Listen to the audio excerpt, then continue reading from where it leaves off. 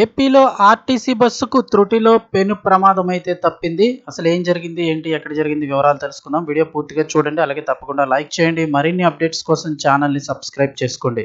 ప్రభుత్వం నుంచి వచ్చే ముఖ్యమైన అప్డేట్స్ అన్నీ కూడా ఎప్పటికప్పుడు మన ఛానల్ ద్వారా మీకు తెలియజేయడం జరుగుతుంది. అలాగే వీడియోని ఒక లైక్ చేస్తే మరింత మందికి ఇన్ఫర్మేషన్ చేరుతుంది. ఇంకా వివరాల్లోకి అయితే వెళ్ళిపోదాము.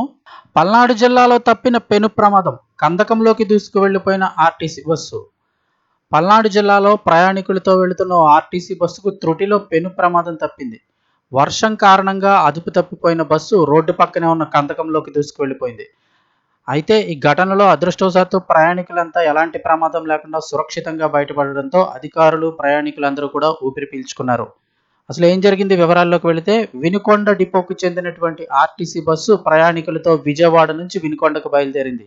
మార్గ మధ్యంలో పల్నాడు జిల్లా ఫిరంగిపురం మండలం మేరికపూడి వద్దకు చేరుకోగానే కురుస్తున్న వర్షం కారణంగా రోడ్డుపై బస్సు అదుపు తప్పింది.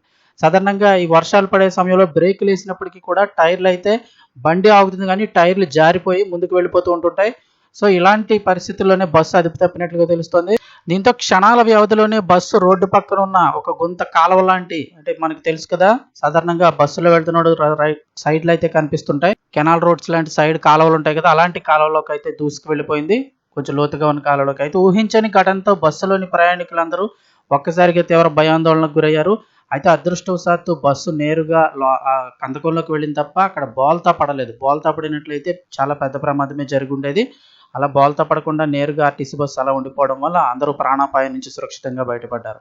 ఎవరికీ ఎలాంటి గాయాలు కాలేదు. అయితే ప్రమాద సమాచారం అందుకున్న వెంటనే ఆర్టీసీ అధికారులు, స్థానిక పోలీసులు వెంటనే ఘటనా స్థలానికి చేరుకొని సహాయక చర్యలు చేపట్టారు. ప్రయాణికులందరినీ కూడా మరో ఆర్టీసీ బస్సులో ఎక్కించి వినుకొండకు సురక్షితంగా తరలించారు. భారీ వర్షాల నేపథ్యంలో డ్రైవర్లందరూ కూడా అప్రమత్తంగా ఉండాలని అధికారులు అయితే సూచిస్తున్నారు.